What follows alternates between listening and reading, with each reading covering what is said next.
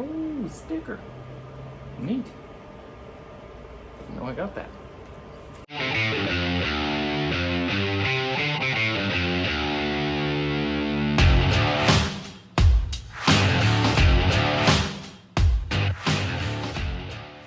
What's up, everyone? So today I am replacing the diverter valve on the Mini. I had an issue with it the other day. I can show you the old one right here. So, as you can see, it tore the diaphragm. So all of the boost was just escaping straight through there and not actually doing anything at all that it was supposed to be doing. So what I bought was a Go Fast Bits DV Plus. Go Fast Bits is actually an Australian company, but I was able to order it through throttle, throttle.com, I guess, which you guys may have seen them on YouTube already, but that's who I bought it from, so I was able to get it much faster than actually trying to buy it from Australia, which is good. There are a lot of fakes on the market, so that's why I didn't want to just go something like eBay or Amazon, which some of those are legit, like some of them actually do sell a Go Fast Bits diverter valve, but it actually is a problem that there's a lot of fakes, and I didn't want to buy a fake. I wanted an actual Go Fast Bits diverter valve. So what it does, with you, any of you that aren't familiar, some of them that maybe are, so a diverter valve is basically just a blow-off valve, but it's electronically actuated. So it's got a plug, and the computer just tells it when to open. So when you're off throttle, it opens. Instead of being vacuum actuated, which the blow-off valve is, and it opens when there's vacuum there, when the throttle closes. This engages it electronically, which is good in the fact that it's extremely responsive. It does it very quickly, but it's either open or closed. There's nothing in between. It can't, with a blow-off valve, it opens and it lets out what it has to and then will slowly reclose. Well, a diverter valve can't do that because the computer is telling it to open or close, so it just dumps everything immediately. So what the DV Plus is supposed to do is work a little bit more like a standard blow-off valve, where it releases only what it has to, and then can slowly close again, because there is actually a little bleeder valve that helps balance air pressure between both sides of it. So it's supposed to increase throttle response and make a little more power, because it's holding on to that, a little bit of that boost pressure. So as you come out of a corner and you're getting back on the gas, you've got more power there than you would have with the standard diverter valve. Also gets rid of the issue of that diaphragm tearing, which happens. So you can kind of see there. You can't really see, but I already pulled the intake and stuff off because I needed to get that factory airbox out of the way to diagnose. I didn't record any of that because it's not fun. I don't like to watch diagnosing stuff. I think it's boring, so I don't think most people want to see that. So I got it all figured out just without recording it, to ensure that that is 100% what the problem was. I wasn't sure if there was maybe a boost leak, like maybe one of the hoses had torn or something like that. But turns out it's just a diverter valve, which I wanted to do this upgrade anyway, but now I'm doing it because it has to be done. So, also, I'm building other parts for the air intake and some other stuff. The videos are going to be coming soon. So the intake had to come out of the way anyway, so that was just getting a start on all that, just get that out of the way.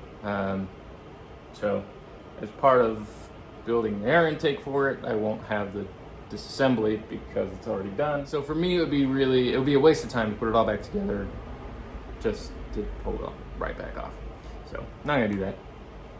But start pulling this thing apart, start getting this together, so we can get the diverter valve on there. So this just pops off really easily.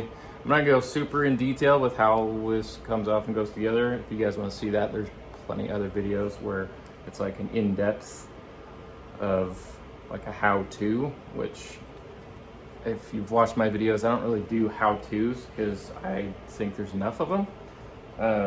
I do it for entertainment value and for the fact that I enjoy watching stuff when people are building stuff and seeing the results of what they do, and I enjoy doing it for myself.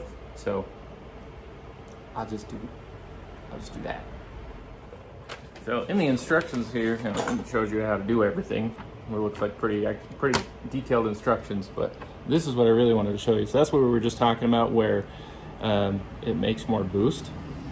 Well, it holds on to more boost. So there's a difference here of, like, you know, with the factory diaphragm and then the aftermarket, the go fast bits, with it holding on to the boost there. So it shows you the difference in a little diagram of what I was talking about.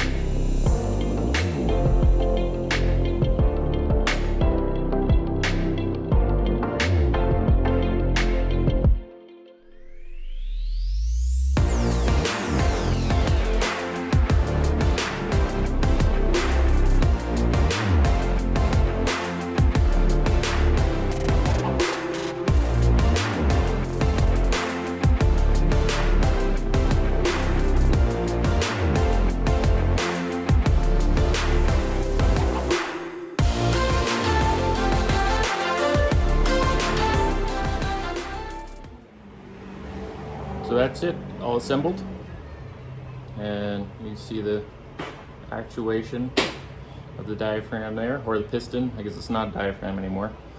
So it only goes together one direction. So like you can see, you know, the three holes, they are spaced unevenly.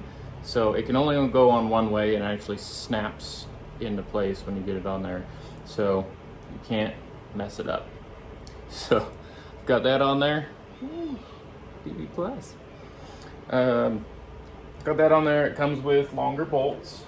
So we've got new bolts right there. So it comes with those. So they actually reach through the significantly larger excuse me, the significantly larger depth here of the DV Plus, because this is sandwiched in between, where the factory one right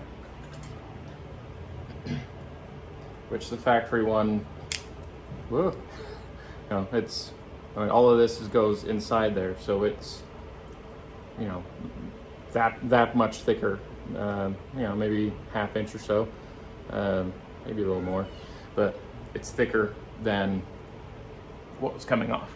So it comes with new bolts to compensate for the difference in the size of that. So now I'm gonna put it on. You guys actually see what I'm doing? I don't know. Probably not, 'cause it's down there. So get you guys in here. So down there, that hole. Not this one. This one's turbo inlet. Down there, that's the hole that it's going into. I don't think you guys will see that. My hands will be in the way anyway. So I don't know how much you guys will actually see, but I'll get this back in here.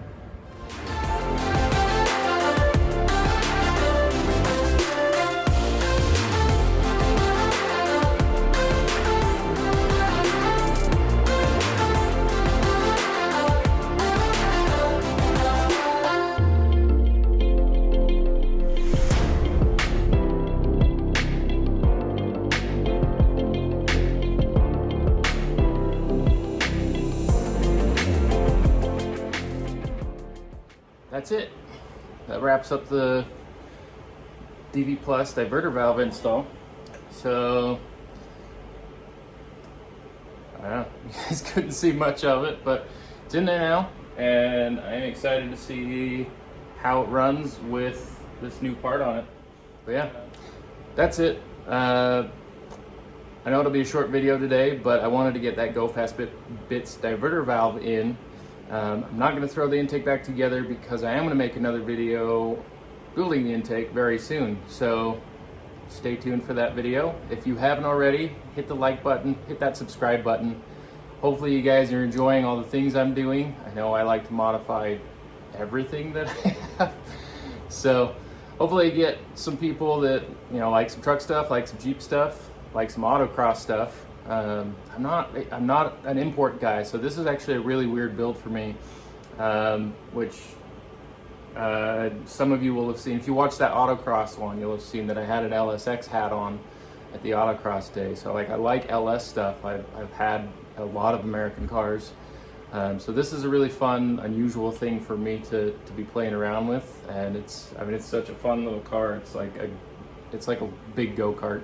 It doesn't weigh anything, and it's got this peppy little motor in it with the turbo that makes it a lot of fun. So hopefully you guys stick around and watch all the things I've got coming over the next few days, I guess, building stuff for the Mini.